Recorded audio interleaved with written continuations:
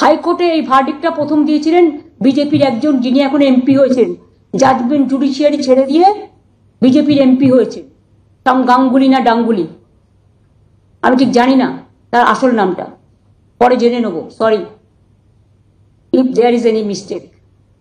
আমি কাউকে অ্যাটাক করার জন্য বলছি না, আমি ঠিক নামটা এক্স্যাক্টলি জানি না। তিনি এখন বিজেপির এমপি, সম্ভবত, সম্ভবত না ঠিকই। আজকে তারা কোন মুখে বড় বড় কথা বলে? তাদের দায়বদ্ধতা নেই, দায়বদ্ধতা ছিল না, এবং আমি বিশ্বাস করি এটা বিজেপি করিয়েছে এবং সিপিএম করিয়েছে। এর জবাব তারা আগামী দিন ভালোভাবে পাবেন।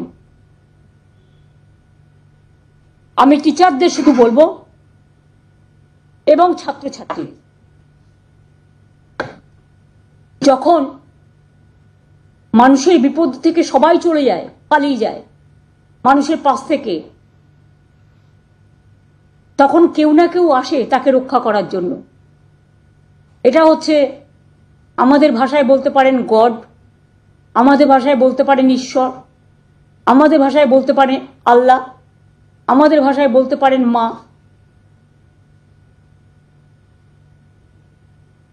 বিশ্বাস এবং ভরসাই তো আস্থা এবং ধর্ম, আর ধর্ম মানে মানবিকতা, আর ধর্ম মানে কর্ম। Somebody is to bail the cat. This is the right time, and that's why this warning bell to CPM and BJP party. কারো চাকরি দেওয়ার ক্ষমতা নেই, কেড়ে নেবেন না।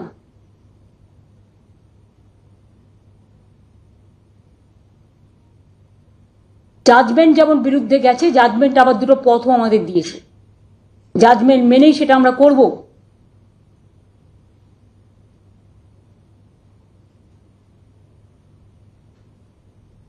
কিন্তু সাথে সাথে একথাও বলবো, আমরাও কিন্তু রেকর্ড খুঁজে বার করব 2016-তে তখন কারা কারা মন্ত্রী ছিলেন,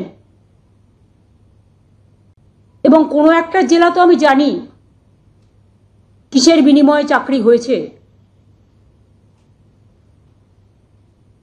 আমি খুঁজে দেখব, যদি কারো জানা থাকে তথ্য প্লিজ আমাকে দেবেন, আমার কাজে লাগবে। কারণ কাউকে তো ইন্ডিভিজুয়াল দোষী করা হয়নি, কারণ আমাদের কাছে কোনো রেকর্ড নেই।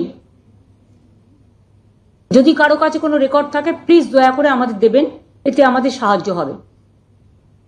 আমি শিক্ষক শিক্ষিকারা, আমি শুনেছি অনেকে ডিপ্রেসড, তারা আপসেট এবং ডিপ্রেশনে চলে যাচ্ছেন অনেকে। কোনো একটা ঘটনা যদি ঘটে তার জন্য দায়ী থাকবে কে? আমরা তো চাই না একটাও কোনো দুর্ঘটনা ঘটুক, একটাও কোনো ঘটনা ঘটুক। তাই পরিবারগুলোর পাশে এসে দাঁড়িয়েছি মানবিকতার স্বার্থে। যারা ডিপ্রাইভ টিচার্স, মানে যাদের কেস বাতিল করা হয়েছে, এক তো হচ্ছে কোর্টের কথা মতো এসএসসি যা করার করবে, 3 মাসের মধ্যে প্রসেস ঠিক করবে, আর তাদের কোনো এর জন্য টাকা ফেরত দিতে হবে না, এটা আমি ক্ল্যারিফাই করে দিলাম কোর্টের জাজমেন্ট দেখে। 2 হচ্ছে আমাদের লয়াররাও একটা রিভিউ করবে, সেটা তাদের মতো করবে, সেটা আমি এখানে ডিসক্লোজ করতে চাই না, কারণ ম্যাটার যখন কোনো সাবজুডিস হয় তখন সেটাকে ডিসক্লোজ করা যায় না। দ্বিতীয়ত, আমি সবাইকে, আমার ভাই বোনেদের বলবো যারা ডিপ্রাইভড হয়েছে, তারা একটা ডিপ্রাইভড টিচার্স অ্যাসোসিয়েশন তৈরি করেছেন জাস্টিস পাওয়ার জন্য।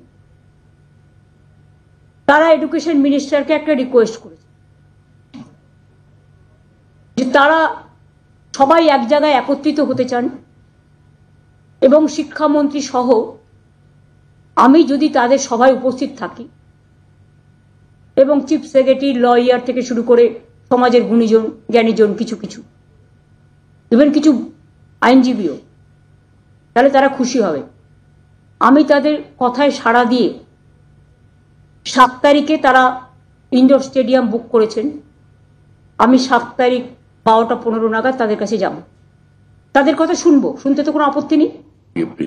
7ই এপ্রিল তাদের কথা আমরা শুনতে যাব, এবং এটুকু বলতে যাব, ধৈর্য হারাবেন না, মানসিক চাপ নেবেন না। যখন প্রসেস হবে আপনাদের তো সবাইকে অ্যাপ্লাই করতে বলেছে কোর্ট, আপনারা অ্যাপ্লাই করুন।